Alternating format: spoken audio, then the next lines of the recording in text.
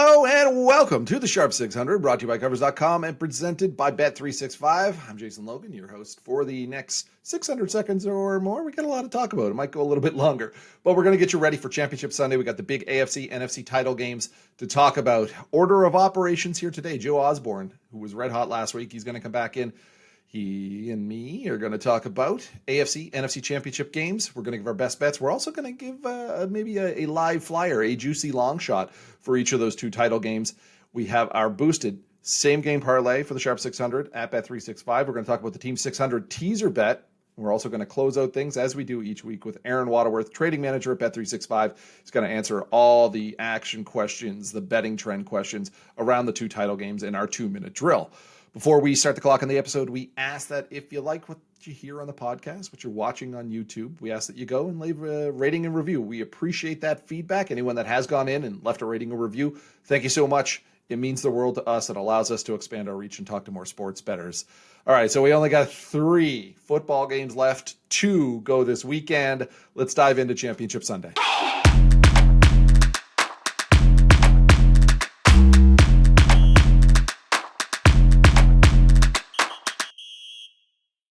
Joe Osborne back to break down the championship games on Championship Sunday. We got the AFC, NFC. Odds, of course, are courtesy of Bet365. Joe, you had a nice week last week. I think you swept the board.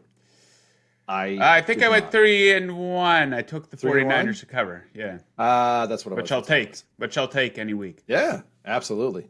Kudos on you. Much better than I fared. Let's get back on the horse here. Kansas City at Baltimore. This is an awesome AFC championship game. Lamar versus Mahomes. What do you like best bet for this one? What do you think I like? The Kansas City Chiefs are playing, so I like the second half under. We play the hits. If it's not broke, don't fix it. It almost got broke. It should have got broke last week in Buffalo, but it didn't. We had a little bit of luck on our side, so hopefully this one won't be as sweaty as that, but I will play it, so it's a trend that won't die. If you don't know, the Kansas City Chiefs have gone under the second half total in 17 of 19 games this season. Those second halves have averaged just 15 combined points. Their defense is first and second half points allowed. And I think this is a good pairing with the Baltimore Ravens because their defense has been lights out in the second half of games here lately. They shut out the Texans in the second half last week. They held the Dolphins to 6 in that game. They held the 49ers to just 7 second half points on Christmas Day. The week before that, they held the Jaguars to 7 points in Jacksonville. So, yeah, under 21.5 points in the second half between Chiefs and Ravens. Missed field goals were big in Buffalo this weekend, weren't they? Indeed.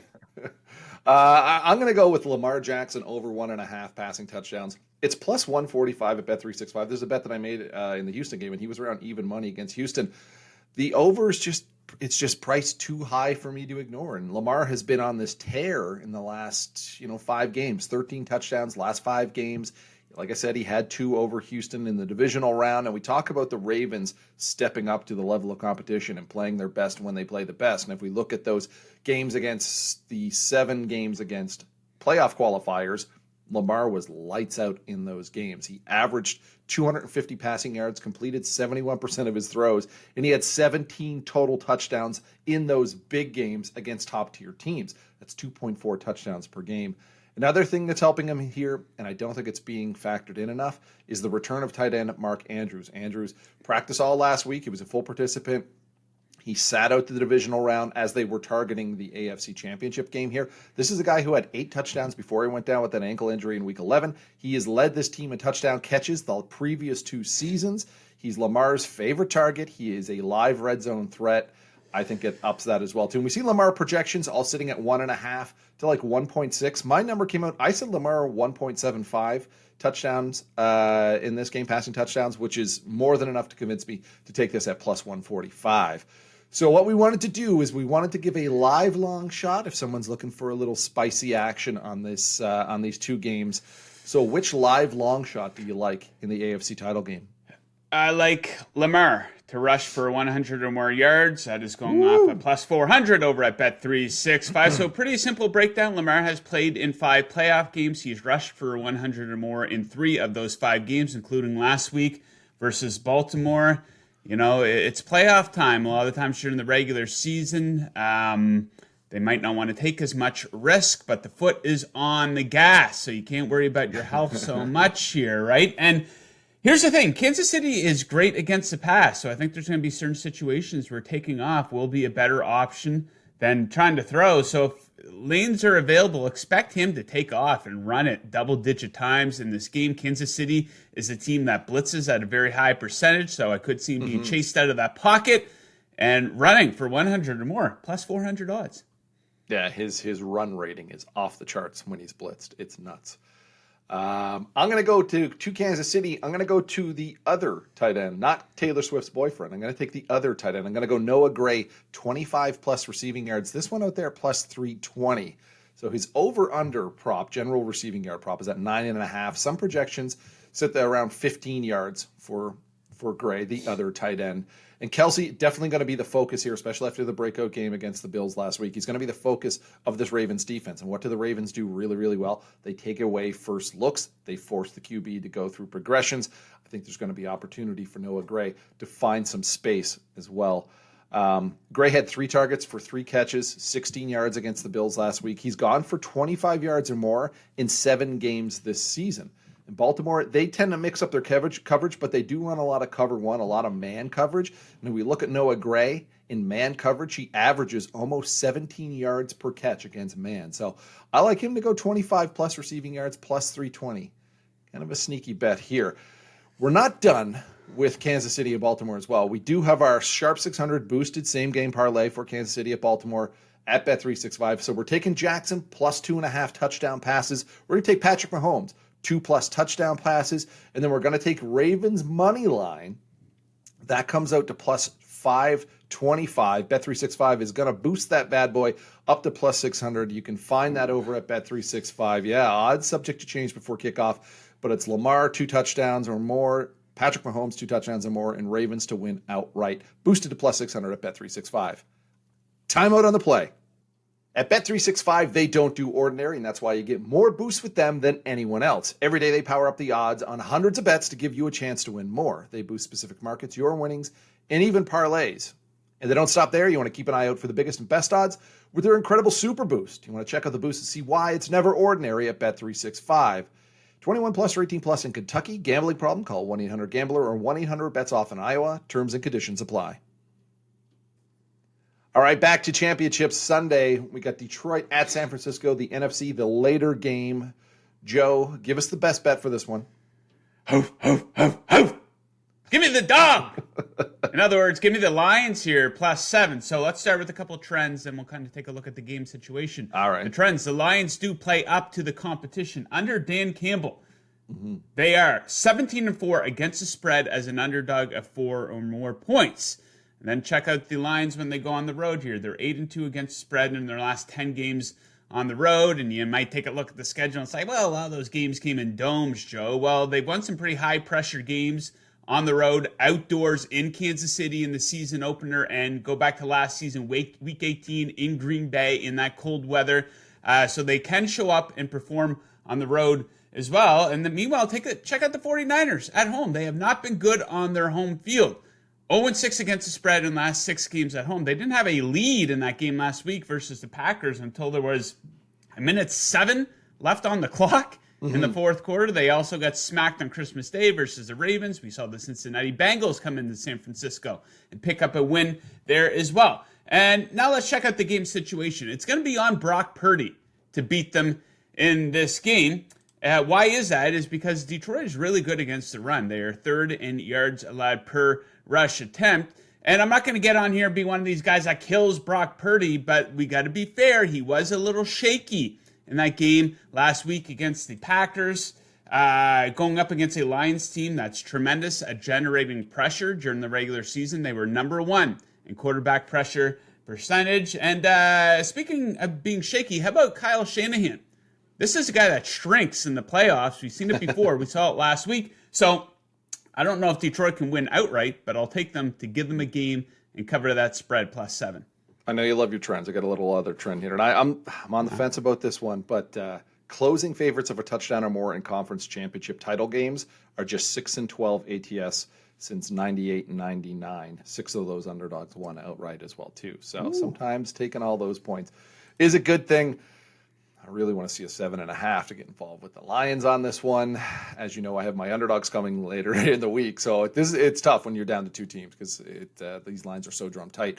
For me, and you kind of alluded to something here they're going to pull up, I took Lions team total under 21.5 points.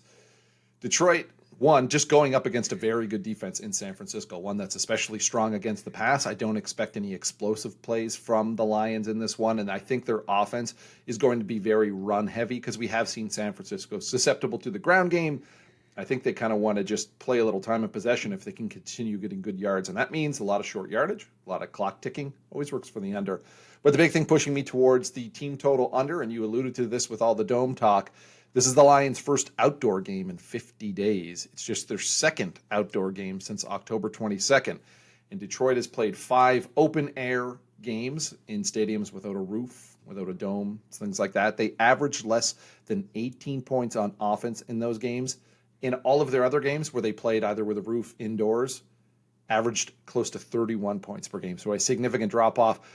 The points per play, there's a lot of stats that play into this as well, too, and you can find it in my breakdown for the game on covers.com. Weather isn't the reason why this is a factor here, and it wasn't really a factor in any of those other games besides like Week 14 in Chicago. It was a little windy, it was cold, but nothing substantial. Outdoor games overall, historically, average 4 points less than indoor games, and you take this Lions offense that is based on speed with a lot of breakneck guys out there, and you put them outdoors and you put them on natural grass, especially Jared Goff on grass, they're just not as sharp. They're not as quick. It's not as clean. Anyone that's played sports between grass and AstroTurf, any field sports like that, you know that playing on AstroTurf is significantly faster. And it's just a quicker game. Also, too, Detroit in those games, they were the best red zone team at home. They scored on like 75% of the red zone tries at home. They went just 7 for 14 inside the red zone in those 5 outdoor games. So going under 21.5. I know people are expecting this is a big total on this one. I'm not quite sold on it. Expecting this to kind of be a little shock to the system for them. All right, live long shot time. Give us a big juicy one for this. I know you got a good one here. You know who else isn't as sharp when on grass? Producer Dell. Okay, long shot prop for this one. I'll contradict a little bit of what you said here. Go against you a little bit, but it is a long shot. I like Jahmyr Gibbs, 100 plus rushing and receiving yards plus 235. So He's a much more efficient runner than Montgomery. Just look at the yards per carry. There's always the potential to break a big one. We saw one there last week, and he is much more active in the pass game. So. And it's time to unleash this guy. He only has 25 touches in 2 playoff games so far. Like, what are you waiting for? This is the game to really unleash this guy, and I do expect an uptick in his touches in this game. And here's the thing. The 49ers are not good against running backs in the passing game. Bottom 8 in catches and receiving yards allowed to running backs. He had 114 last week. We saw Aaron Jones kind of chew up the 49ers, 6 yards per carry in that game last week, and they haven't faced a whole lot of versatile running backs this season, so it'll be interesting to see how they handle him, but I do think that's worth a shot for him to get to 100 plus rushing and receiving. All right, yeah, we've seen the Niners get beat up. The only thing is, that defense has to hold up for Detroit. That's going to be the key for their offense. Funny enough, for me, this is kind of a sneaky bet. It's Elijah Mitchell, running back for the Niners, to score a touchdown anytime. It's at plus 450 at Bet365. I will say this market ranges across the industry. He's a sneaky play here to find the end zone in the championship round because he was banged up and sick towards the last 3 weeks. He got one snap at the end of last week's game. His usage, his effectiveness has been down in that last game, but he rushed for a touchdown in each of the last 2 games of the regular season. Now, CMC was resting or being protective, but there's a few things that could play out here. He is a threat to run one in. He's also a good and underrated pass-catching running back as well, too. And if Deebo Samuel is out or limited, it sounds like he's probable to play, but if he is limited in any which way, they could move Mitchell into those short and catch situations. They could also move Christian McCaffrey into those short catch situations, and then Mitchell becomes the running back. And game script as well says that he might see some more touches in the second half, especially if the Niners are up and they are protecting the lead and protecting CMC. Lions have a very good rushing defense, so it's not as I don't think it's as cut and dry as last week when it was just Christian McCaffrey just getting whatever he wanted against Green Bay. He had a massive game. Shanahan, I think, is going to have to get a little cute. The 49ers run the second highest rate of 21 and 22 personnel, those two running back sets. I expect to see a lot of that against the Detroit. I think Elijah Mitchell has a shot to find the end zone. This is a guy who's put in some big performances in playoff games before too. So like I said, it's plus 425 at Bet365. This market ranges. Let's go Team 600 teaser. We missed it on 1 point. I'm not going to point fingers. The finger doesn't lie on you or I last week. But we missed it by 1 point. We had Niners minus 3.5 was the tease down line that just missed. What do you like here for a teaser leg? I will take the Lions up. I like them on that +7, so I'll take them up to +13. A very big cushion for them there. That is a beefy spread. And San Francisco, as you mentioned, kind of has a tendency to let that back door swing open late into games. I'm going to take the over. I'm going to take the total in Kansas City and Baltimore. I'm going to walk that down to 38.5 and take the over 38.5. If a game with Lamar Jackson and Patrick Mahomes can't produce 40 points, then I don't know what we're doing here. So I'm going to take the over 38.5 points. All right, Joe, thanks so much. And we will see you next week as we get ready for Super Bowl. Let's go. 2-minute drill time with Aron Wattleworth, trading manager at Bet365. I'm not going to point the blame at you, buddy, for the Team 600 team. Oh, you have to point the blame at me. We'll say it's the 49ers. I put the blame on the 49ers. They clearly should have a safety or another field goal somewhere in there. So I put the blame on them, but it was my pick, so unfortunately it let the side down. Luckily, the Baltimore team total came in, though, so I'll take that. So we got Lions +13. Yeah. I took the over 38.5 KC in Baltimore. Mm-hmm. What do you got here? Final teaser leg. Take us to the promise. Normally I'd look at the dogs here, and I think that Detroit +13 is probably a good line there. But I'm going to go with Baltimore here. I like how Baltimore looked. I think getting them at anything sort of plus points, plus money, I'll take that. So I'll take Baltimore +2.5 as the third leg there. Essentially, Baltimore money line. Yes, that's this is likely going to be a field goal game at least. So I'd say anything plus or money line like that, I'll take Baltimore. Yeah. All right, so we got the Bills are out of your way. Mm-hmm. You can breathe a little easier. A little bit. Now, which teams are you cheering for and cheering against now that we're down to the final four? Obviously, they change week to week. It's Bills would have been our worst liability going into last week, along with San Fran, understandably a year-long, season-long favorite, and they've been well backed at all prices, down to even what they are currently at +140. Baltimore is still our best result, so we're pretty happy with that. And kind of like with the Lamar Jackson MVP odds, They didn't. By the time people looked at backing them, the prices were a lot shorter. So the investments made, we've been happy with what we're getting there. So ideally, a Baltimore-Detroit Super Bowl would be the best matchup. But I think the way we're laying things, anything bar San Fran, we're going to be happy with. We'd like Baltimore though, so we'll be on the Ravens. Okay, AFC Championship action. Give us just a rundown, spread, total, money line. What's that look right now as we hit the midweek? This game, obviously, close line game. Similar, I guess, to what you saw with KC and Buffalo last week. Seeing much more of the spread action on Baltimore. Not huge. It's about sort of 60-40 Baltimore. But on the money line, you're seeing KC. It's kind of more of a 50-50 there. But that money line has moved, and we're really starting to see a lot more investments in Baltimore as that money line shortened up. So a little more balanced, but kind of more Baltimore spread, KC straight up. At the total there, everybody likes well, not everybody, but we're looking at about an 85-15 clip to the over in that game. All right, okay.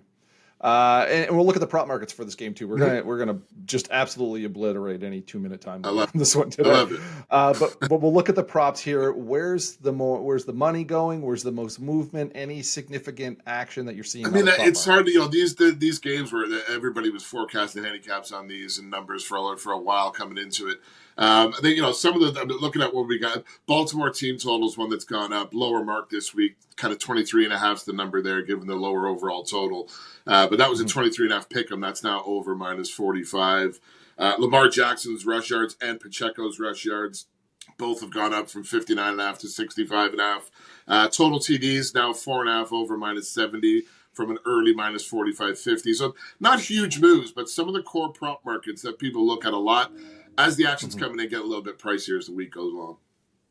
All right, so we'll switch to the NFC here. Give us a bit of the skinny on the side total spread for that one. This one's kind of, a little bit of a different story here, but that Detroit's been really popular on the spread since the line's opened, yet the line's not moved. We're still laying 7.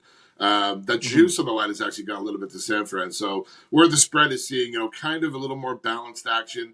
Detroit's fairly popular there, but on the money line, it's about 80-20 towards San Fran. That money line's gone from a $3 opener to $3.40, and that's kind of just the minimal juice moves on the spread are related to the money line going shorter with the weight of action we're seeing on them. So definitely got their spread support for Detroit, but the money line very much looking at San Fran. Total in that one a little more split as well. Only about 60-40 to the over in that one as opposed to Baltimore KC. Yeah, it's a tall one for a playoff game, especially. It is. That's one that those ones. Detroit plays a wide open game, so they're going to, if they're going to win it, they're going to need to run up the score. They can't get into a defensive battle. I don't think. I think that just favors San Fran too much. Yeah, absolutely. All right, let's break down the props here. What are you guys seeing? Any notable money coming in? I mean, this guy CMC. I mean, what can you say about that every week? His anytime TD is now -$3, shortest TD price there's been all season. Wow. But I mean, he scores all the time. So really, more people looking at his to score 2 or more touchdowns. That's now down to +110 from +125. What else have I got? I think all of his rush yards have gone up. Rushing receiving yards have gone up. We're also seeing a lot of action on the total touchdowns going towards the over as well. So not as big a prop action move there, but a lot on CMC. Yeah. I cannot recall seeing a touchdown market be like a 3-1. It's unheard of. I think I'm going to say early this season he started about -75. That was his early mark, and it's just gone shorter and shorter all the way through. Nuts. All right. So we have our Super Bowl matchup on Sunday night. Let's just talk about how does setting the odds for Super Bowl differ from other games, and what different betting patterns do you see on this game, given it's a 2-week ramp up and it's the biggest game of the year, one of the biggest events in sports betting? Yeah, I mean, I think, from a core game market point of view, everybody's got their hypothetical matchups out there. Largely based around a field goal, unless it's KCI, unless it's San Fran, Baltimore, where you'll only see San Fran as a very small near pick-em favorite. They're -1, -120, that money line we got. It's really more to do with the props. Obviously, the more exotic props than any other game, and it doesn't matter how many you come up with. People always want more. But I think you usually see totals be forecasted a little higher than they would if it was a regular season matchup. A lot of fair weather players come out. These games are good locations. They're good West. So the people that come out of the woodwork just to bet the Super Bowl, as it were, they love it over. Nobody really wants to see a defensive stalemate. So overs a little bit more, but trying to come up with as many props and boosts as possible is kind of the name of the game now. All right. And we got Usher in the halftime show, so I'm expecting some fun stuff there. That's a great halftime show. Definitely a great that is a good halftime show. My Super Bowl betting history is like I suck in the game and do really well at the halftime show. Fair. See, there you go. There's people that especially just bet on. That's my sweet spot. Exactly. All right, so before we let you go here, best bet for Championship Sunday, what do you like? I'm going with a bit of an exotic one here myself. I'm going to take Baltimore's rushing attempts on Baltimore total specials. Their rushing attempts over 29.5. Personally, I think that number should be a little higher. I think if the game goes as Baltimore wants, they're going to grind the clock and do a lot of extra rushing attempts. Bringing Dalvin Cook in there obviously gives them a lot more they can play out of the backfield with. Mm-hmm. Yeah, and it parks KC's offense on the sideline. That's it. You kind of saw what they did last week. It was a little bit close early, but then once they got ahead, it was they just ran the clock, ran the ball, churned first downs. They know how to do it. All right, excellent info from Aron Wattleworth. Bet365. That is it. Championship Sunday episode in the books for Sharp 600. Thank you, Aaron. Thank you, Joe. Thank you, Del. Thank you for listening. A reminder to rate and review the podcast when you get a free moment. We'll be back next week. Size up early Super Bowl odds. Talk everything big game betting, including those always interesting novelty props. We're looking at the Usher halftime show for sure. Until then, enjoy the conference title game and best of luck.